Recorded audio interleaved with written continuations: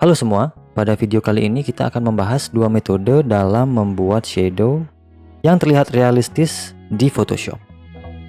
Oke, kita mulai dengan metode pertama, yaitu menggunakan brush. Yang pertama kita lakukan adalah kita akan membuat layer baru di antara produk dan background ini. Setelah itu kita akan mengganti blend mode-nya menjadi multiply. Selanjutnya untuk brushnya kita bisa pilih soft round brush, dan untuk brush tip ini kita bisa ubah bentuknya menjadi lebih pipih seperti ini. Jadi kita tinggal klik dan tarik ke bawah. Kita bisa sesuaikan dengan bentuk produknya. Oke, ini sudah cukup. Dan untuk settingan brushnya sendiri kita akan gunakan flow di angka 10%. Sebelum kita mulai menggambar shadow, kita perlu analisa foto produknya itu sendiri. Misalnya pada contoh di foto ini, kita bisa lihat yaitu highlight datang dari arah kiri. Sementara di bagian kanan ini akan menjadi lebih gelap, di mana nantinya kita akan menggambar shadow lebih panjang ke arah kanan kanvas. Setelah itu kita bisa mulai membangun shadownya secara perlahan. Kita bisa mulai zoom di sini. Kita bisa kecilkan terlebih dahulu. Setelah itu kita bisa mulai membangun shadownya satu persatu. Di sini aku menggunakan mouse, jadi aku akan mulai membuat shadownya dengan klik by klik. Jadi satu kali klik, satu kali klik.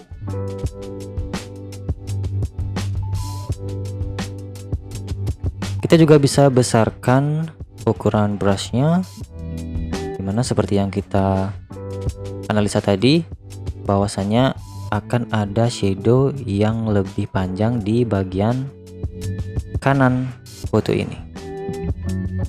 Jadi kita buat shadownya, mungkin kita bisa besarkan sedikit.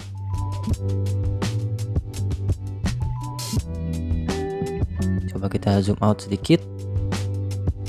Jika dirasa terlalu berlebihan, kita bisa selalu hapus brush tadi.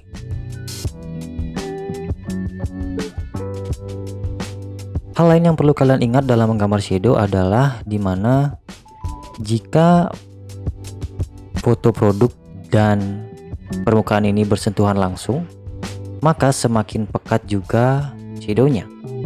Jadi dalam case ini kita bisa buat bagian ini lebih gelap daripada bagian di sebelah sini. Jadi kita bisa mulai membentuk shadownya lagi. Klik by klik, satu persatu, perlahan-lahan.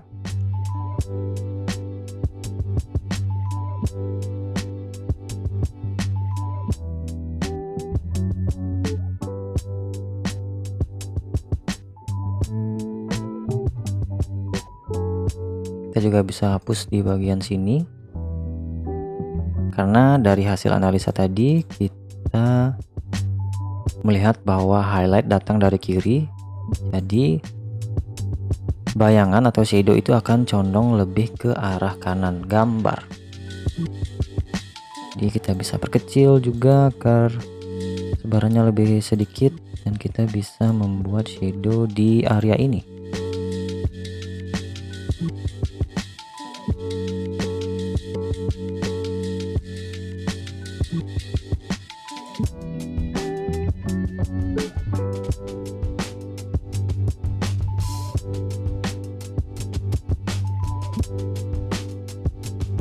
Jika kalian rasa sudah cukup, satu final touch terakhir kalian bisa lakukan adalah kita akan memperbesar sedikit ukuran brushnya,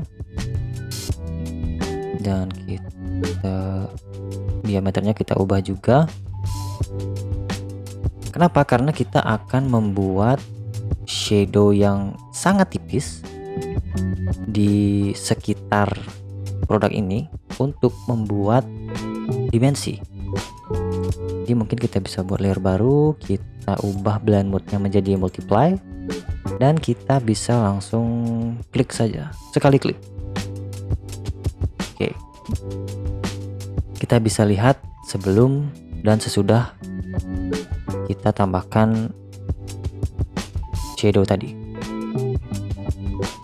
Oke, kita bisa lihat permukaannya lebih berdimensi.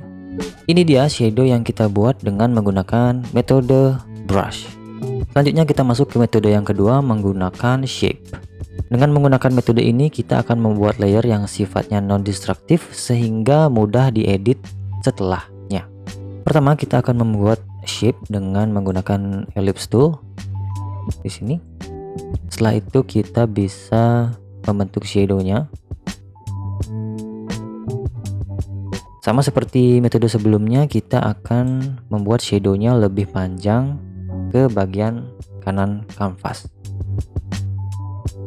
Kemudian kita bisa masuk ke filter, kita pilih blur gallery dan kita pilih fill blur.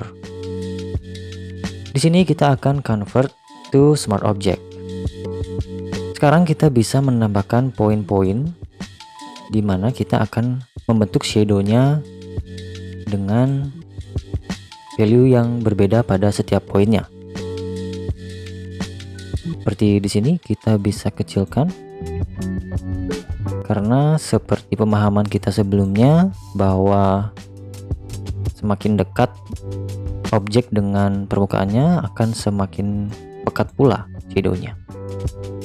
Jadi seperti di bagian ini kita bisa besarkan value blurnya. Dan kita bisa atur transisi shadownya.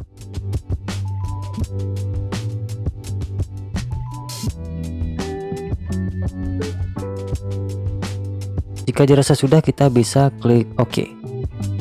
Jadi keuntungan menggunakan metode ini adalah kita selalu bisa mengedit value dari blurnya tadi. Jadi jika kita lihat mungkin sedikit perlu ditambah pada bagian transisi ini, kita bisa tinggal double klik pada blur gallery ini dan kita akan masuk ke fill blur tadi. Jadi kita bisa mengatur kembali poinnya, bahkan kita juga bisa mengatur kembali value-nya.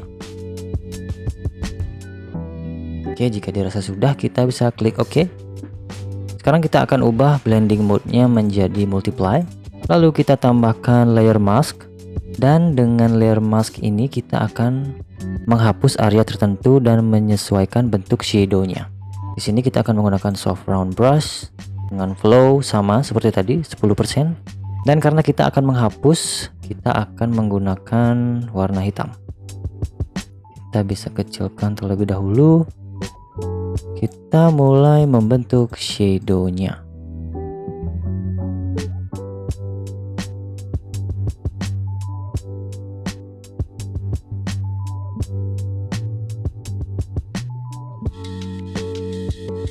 Dan kalau ada yang masih kalian perlu adjust pada bagian blur, kalian tinggal double klik dan kita bisa ubah poinnya, arah poinnya, dan value-nya. Kita bisa klik OK. Dan kita bisa mengadjust lagi shadow-nya menggunakan brush pada layer mask.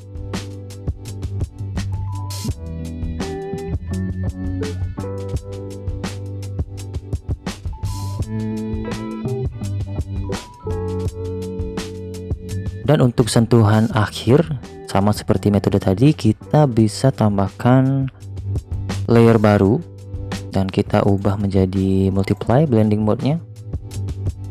Kita pilih soft round brush yang agak pipih dan kita bisa klik sekali di bagian sekitar produknya untuk membuat dimensi pada permukaannya. Mungkin lebih ke kanan sedikit.